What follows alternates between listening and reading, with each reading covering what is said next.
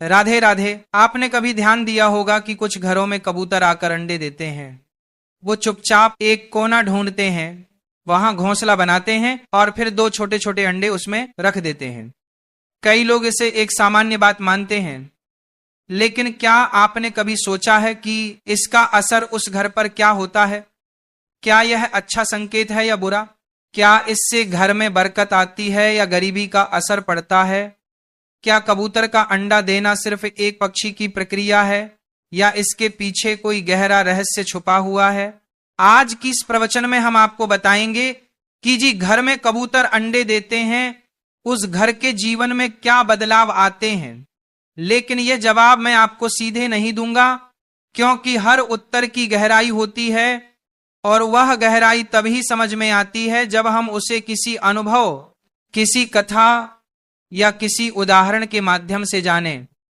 कई लोग कहते हैं कि कबूतर का अंडा देना शुभ होता है, तो कुछ लोग कहते हैं कि यह अशुभ है।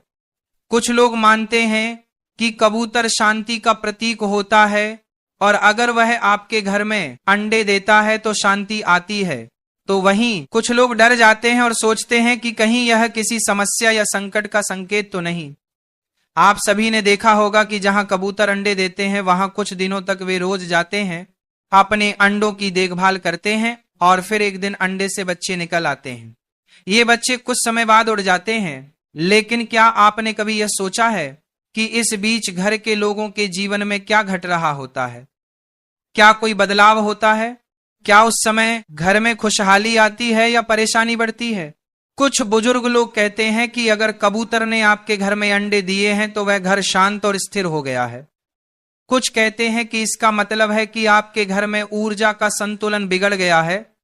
लेकिन सच क्या है ये जानना जरूरी है। कई बार ऐसा भी देखा गया है कि जिस घर में कबूतर घोंसला बनाते हैं और अंडे देते हैं, वहां धीरे धीरे गंदगी फैलने लगती है, घर के कोनों में बदबू आने लगती है और वातावरण भारी हो जाता है। लेकिन वहीं दूसरी ओर कुछ घर ऐसे भी होते हैं जहां कबूतर अंडे देने के बाद से घर में बरकत आनी शुरू हो जाती है, धन संपत्ति बढ़ती है और पारिवारिक संबंधों में मिठास आती है। तो अब सवाल यह उठता है कि दोनों बातों में से कौन सी सच्ची है? क्या यह सब मन का वहम है या वास्तु और ज्योतिष से जुड़ा कोई गहरा रहस्य? आपने कभी सोचा है कि कबूतर को ही ऐसा पक्षी क्यों माना गया जो घर में आकर अंडे देता है? आखिर वह जंगल में भी तो रह सकता है, पेड़ों पर भी घोंसला बना सकता है, फिर वह इंसानों के घरों को क्यों चुनता है? क्या यह सिर्फ संयोग है या इसके पीछे कोई अदृश्य संकेत छुपा हुआ है? कुछ लोग यह भी कहते हैं कि अगर कबूतर बार बार आपके घर आ रहा है तो ये आपके घर की हवा और वातावरण को पसंद कर रहा है। इसका मतलब है कि घर की तरंगे, घर की ऊर्जा सकारात्मक है। लेकिन जब वही कबूतर अंडे देकर चला जाता है और उसके बाद घर में लगातार परेशानी आने लगे तो मन में शंका पैदा होती है।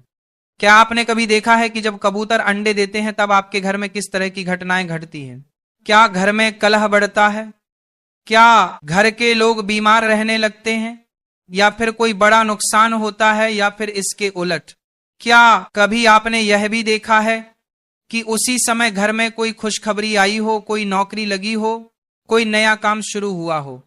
ये सारे सवाल आपको सोचने पर मजबूर कर देंगे कि कबूतर का अंडा देना सिर्फ एक सामान्य बात नहीं है, इसके पीछे कुछ है जो हम सबको समझना होगा। और इसीलिए एक बार की बात है, हिमालय की ऊंचाइयों पर स्थित शांत और दिव्य कैलाश पर्वत पर भगवान शिव गहरी तपस्या में लीन थे। चारों ओर शांति थी, वातावरण पूरी तरह पवित्र और सौम्य था, कोई आवाज नहीं थी, सिर्फ पवन की मंद गति और ध्यान की ऊर्जा का स्पंदन वहां महसूस हो रहा था। उसी समय आकाश मार्ग से देवताओं के प्रिय, चिर परिचित और उत्सुकता से भरे देवर्षि नारद मुनि अपने वीणा के साथ वहां प्रकट हुए। वे हर युग में, हर लोक में भ्रमण करते हैं और जहां कहीं उन्हें कोई रहस्य, कोई बात या कोई जिज्ञासा मिलती है वहां वे बिना देर किए पहुंच जाते हैं। और आज उनकी यह जिज्ञासा उन्हें सीधे कैलाश पर्वत तक ले आई थी। नारद जी भगवान शिव के चरणों में झुके और बड़े आदर से बोले, जय शिव शंभु, नम शंभु भगवन, आप साक्षात ज्ञान और सत्य के स्वरूप हैं। आज मैं एक बहुत विशेष प्रश्न लेकर आपके पास आया हूं। भगवान शिव ने धीरे धीरे नेत्र खोले। उन्होंने नारद जी की ओर देखा और शांत स्वर में कहा, देवर्षि, आपका स्वागत है। कहिए, आप कौन सी जिज्ञासा लेकर आए हैं? नारद जी बोले, भगवान, मैं जब पृथ्वीलोक में भ्रमण कर रहा था तब मैंने अनेक घरों में एक विशेष बात देखी। कुछ घरों में कबूतर आते हैं, घोंसला बनाते हैं और फिर अंडे देते हैं। वहां रहकर कुछ दिन तक अपने बच्चों की देखभाल करते हैं। लेकिन कुछ लोगों का कहना है कि जहां कबूतर अंडे देते हैं वहां दरिद्रता आ जाती है। कुछ कहते हैं कि वहां अशुभ ऊर्जा का वास हो जाता है और कुछ कहते हैं कि वह घर पवित्र और शांत हो जाता है। तो हे भोलेनाथ, मेरी जिज्ञासा यही है कि जिस घर में कबूतर आते हैं और अंडे देते हैं उस घर में वास्तव में क्या होता है? क्या यह शुभ है या अशुभ? इसका वास्तु और ज्योतिष से क्या संबंध है? भगवान शिव मुस्कुराए और बोले, नारद, आपने आज संपूर्ण मानव जाति के लिए एक अत्यंत महत्वपूर्ण प्रश्न किया है। यह प्रश्न केवल पक्षियों से जुड़ा नहीं है, बल्कि यह उस घर की ऊर्जा, उसकी गति और उसमें रहने वाले लोगों के जीवन पर गहरा असर डालता है। नारद जी ने फिर कहा, भगवान, मैं जानता हूं कि इस प्रश्न का उत्तर साधारण नहीं है, लेकिन मैं चाहता हूं कि आप मुझे विस्तार से समझाएं कि कबूतरों का घर में आना, अंडे देना और फिर चले जाना, इसका गहरा रहस्य क्या है? क्या इसका सीधा संबंध हमारे कर्मों से है या हमारे घर की स्थिति से? क्या यह आने वाली घटनाओं का संकेत देता है? क्या यह चेतावनी है या वरदान? भगवान शिव थोड़े गंभीर हो गए और बोले, देवर्षि, इसका उत्तर मैं आपको सीधे शब्दों में नहीं दूंगा, क्योंकि ये केवल एक पक्षी के आने जाने की बात नहीं है। इसके पीछे जीवन के कई संकेत छुपे हुए हैं जो हर गृहस्थ के जीवन को प्रभावित करते हैं। मैं आपको एक कथा के माध्यम से इस प्रश्न का उत्तर दूंगा, क्योंकि बिना कथा के इसका भाव और गहराई समझना कठिन होगा। लेकिन उससे पहले मैं आपको कुछ बातें समझाना चाहता हूं। नारद जी ध्यानपूर्वक भगवान शिव की ओर देख रहे थे। भगवान शिव आगे बोले, देवर्षि, जब कोई पक्षी विशेष रूप से कबूतर किसी घर में आता है और अंडे देता है तो वह उस स्थान की ऊर्जा को महसूस करके ही वहां ठहरता है। ये कोई संयोग नहीं होता। घर की दिशा, उसमें बहने वाली हवा, वहां की नमी, ध्वनि और कंपन, यह सब किसी जीव को आकर्षित करते हैं और जब वह जीव वहां अंडे देता है तो वह उस ऊर्जा के साथ जुड़ जाता है।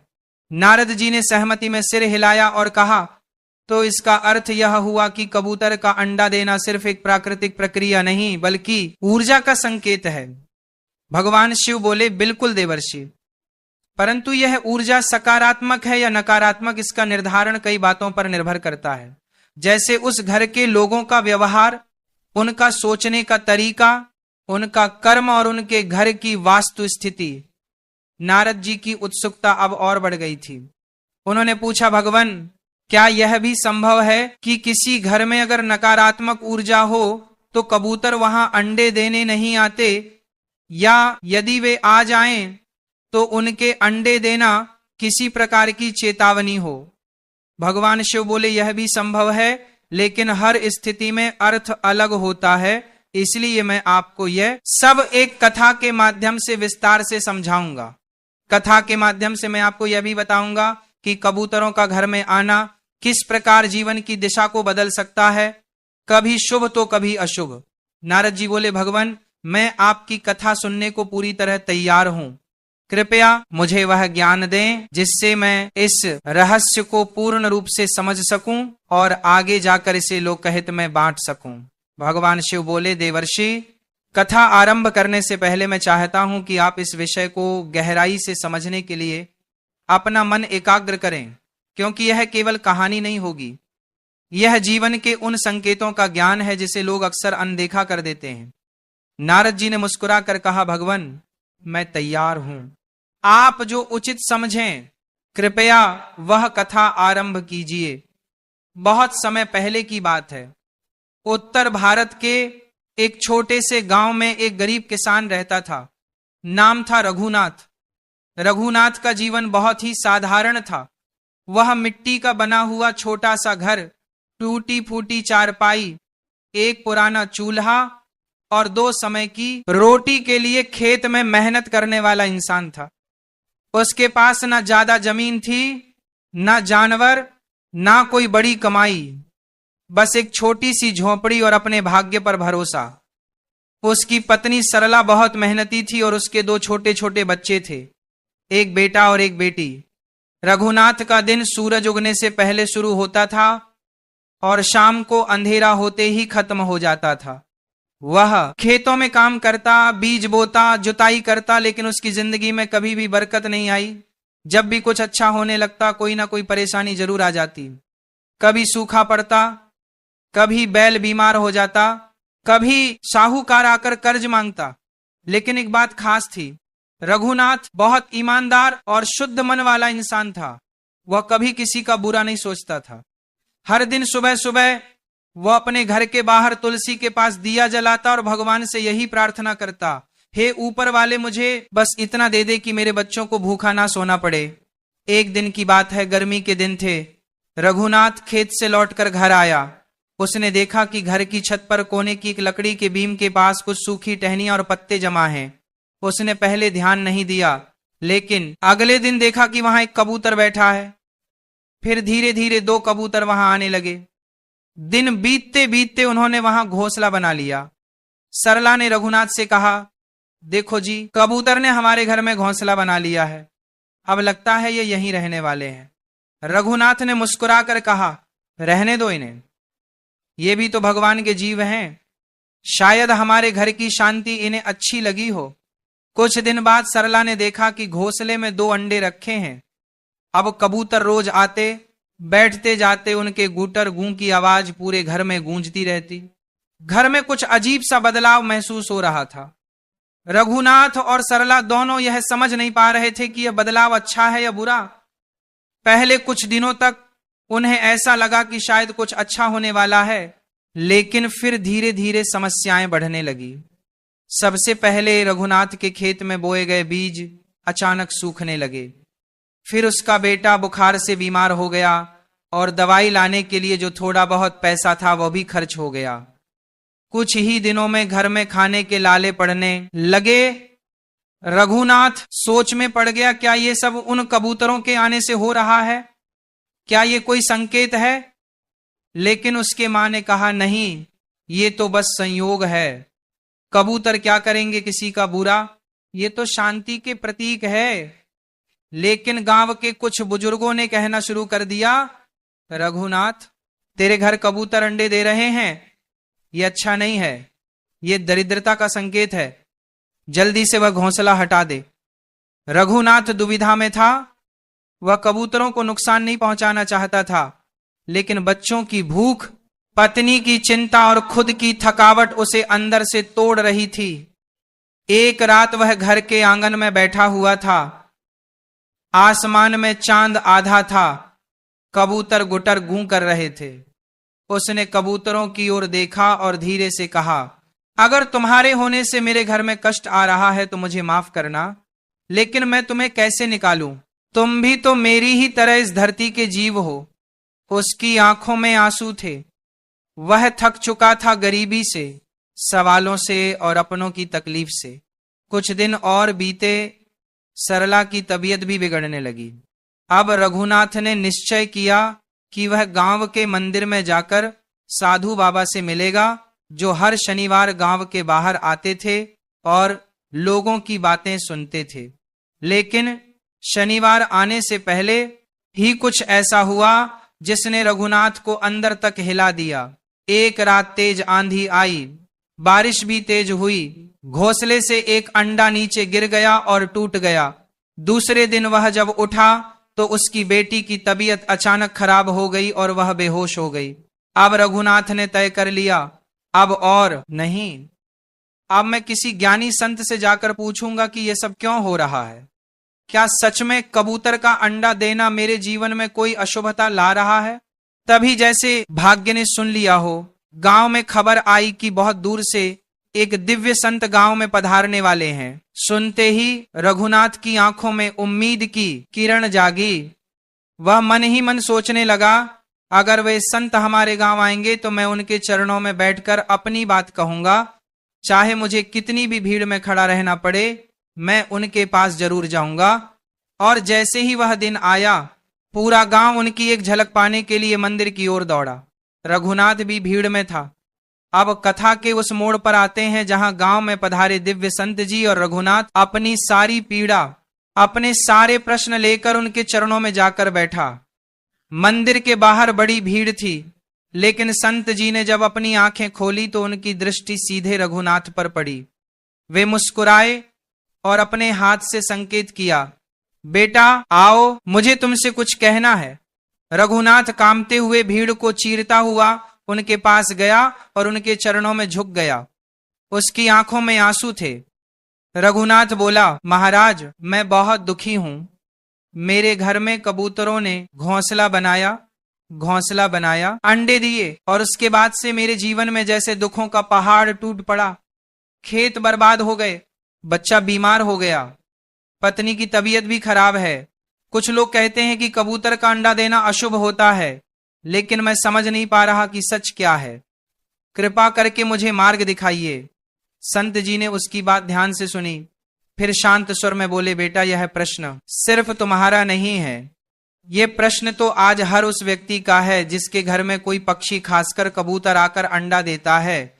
लोग बिना सोचे समझे उसे शुभ या अशुभ मान लेते हैं, लेकिन सच्चाई इससे कहीं गहरी है। सुनो ध्यान से, मैं तुम्हें 3 बातों के माध्यम से इसका उत्तर दूंगा। सबसे पहली बात यह समझो कि जो बातें समाज में फैली हैं वे हमेशा पूरी तरह सही नहीं होती। कोई कहे कि कबूतर का अंडा अशुभ है तो कोई कहे शुभ है, लेकिन दोनों ही बातों के पीछे पूरा सत्य नहीं होता। कई बार हम किसी एक घटना को देखकर किसी पूरे विषय पर निर्णय ले लेते हैं। जैसे किसी के घर में कबूतर अंडे देने के बाद बुरा समय आ गया तो वह कहता है कि यह अशुभ है, लेकिन क्या उसने कभी यह देखा कि क्या वह बुरा समय पहले से आ रहा था? क्या उसके घर में पहले ही कुछ गलतियां हो रही थी? क्या उसके कर्म, उसका स्वभाव या उसका व्यवहार पहले से ही गड़बड़ था? लोग एक ही बात को बार बार दोहराकर उसे सच मान लेते हैं। यही आधा सत्य है।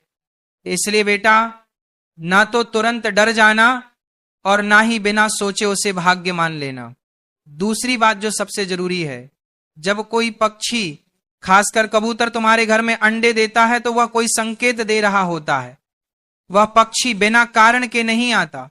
वह तुम्हारे घर की हवा, शांति और ऊर्जा को महसूस करता है। अगर घर में सुकून होता है तो वह वहीं घोंसला बनाता है, लेकिन अगर घर में नमी है, गंदगी है, अकेलापन है, टूटी फूटी जगह है, तो वहां भी वो आता है, क्योंकि उसे लगता है कि यहां कोई उसे नहीं रोकेगा। अब सोचो तुम्हारे घर में ऐसा क्या था कि कबूतर आया? क्या वह तुम्हारे घर की सकारात्मक ऊर्जा से खींच कर आया, या फिर उसे लगा कि यह घर खालीपन में डूबा हुआ है? यह समझना जरूरी है। और सबसे बड़ी बात, कबूतर का अंडा तुम्हारे जीवन की स्थितियों को नहीं बिगाड़ता, बल्कि जो बिगाड़ पहले से चल रहा होता है वह उसके आने के बाद साफ दिखने लगता है, जैसे एक आईना जो घर की हालात को दिखा देता है।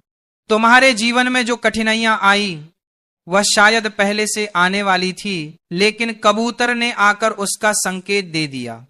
अब यह तुम्हारे ऊपर है कि तुम उस संकेत को समझकर कुछ बदलो या उस पर बस डरते रहो। अब तीसरी और सबसे जरूरी बात सुनो बेटा, डरने की नहीं, समझने की जरूरत है। कबूतर बुरा नहीं होता, उसका अंडा देना भी बुरा नहीं होता, लेकिन अगर तुम्हारे घर में पहले से कोई परेशानी है तो वह बढ़कर सामने आ सकती है। ऐसे में तुम्हें घबराने की जरूरत नहीं, बल्कि अपने घर को सुधारने की जरूरत है। घर को साफ रखो, सुबह सूरज निकलने से पहले उठकर आंगन में थोड़ा जल छिड़को, तुलसी के पास दिया जलाओ, घर में सुंदर विचार लाओ, हर दिन 2 अच्छे काम करो, किसी भूखे को भोजन दो, किसी दुखी को ढाढ़स दो, और सबसे जरूरी बात, घर में कलह मत होने दो। जब तुम अपने घर की ऊर्जा को सकारात्मक बना लोगे तो फिर कोई भी पक्षी, कोई भी संकेत तुम्हें नुकसान नहीं पहुंचा सकता, बल्कि वो तुम्हारे लिए आशीर्वाद बन जाएगा। कबूतर अगर तुम्हारे घर में आता है तो वह यह भी दिखाता है कि वहां अब भी कुछ शेष है, कुछ उम्मीद है तभी तो उसने उसे चुना है। तो बेटा अब अपने मन से डर निकाल दो, जो घर जाओ और सबसे पहले अपने मन को शांत करो। अपने घर की दीवारों को नहीं, अपने मन की दीवारों को साफ करो। फिर देखना वही कबूतर तुम्हारे जीवन में शांति और समझदारी का प्रतीक बन जाएगा। रघुनाथ की आंखों में आंसू थे। उसने संत जी के चरणों में सिर रख दिया। उसका मन जैसे हल्का हो गया हो।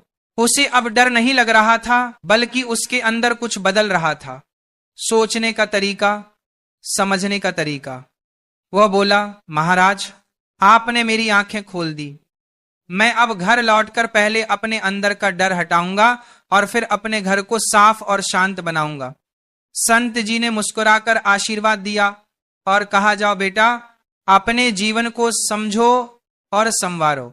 यही सच्चा उपाय है।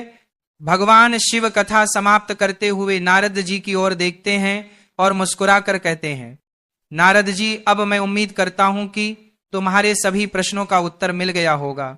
अब तुम्हारे मन में कोई संशय नहीं बचा होगा। नारद जी ने दोनों हाथ जोड़ते हुए भावुक होकर कहा, प्रभु आज आपने मेरी आंखें खोल दी। अब मुझे समझ में आ गया कि हर संकेत को डर की नजर से नहीं, समझ की नजर से देखना चाहिए। आपने जो बताया वह न केवल मेरी जिज्ञासा का उत्तर था, बल्कि समस्त मानव जाति के लिए एक सीख है। अब यह ज्ञान मैं पूरी दुनिया तक पहुंचाऊंगा। अगर आपके घर में कभी कबूतर आकर अंडे दे तो घबराइए मत, डरिए मत। ये मत सोचिए कि अब आपके जीवन में दरिद्रता आ जाएगी या बुरा समय आएगा। सच्चाई यह है कि कबूतर अंडा देना कोई अभिशाप नहीं होता। ये सिर्फ एक संकेत होता है, या तो आपके घर की शांति की, और या फिर यह बताने के लिए कि अब आपको अपने जीवन और घर के वातावरण को थोड़ा और सुधारने की जरूरत है। समझदारी यही है कि डरने के बजाय सोचें, सुधारें और सकारात्मक बने। जब मन और घर दोनों शुद्ध होंगे तो जीवन में सुख और शांति खुद ब खुद आ जाएगी। अगर आज की प्रवचन आपको अच्छी लगी हो तो वीडियो को लाइक करें और ऐसे ही प्रवचन सुनने के लिए चैनल को सब्सक्राइब करें।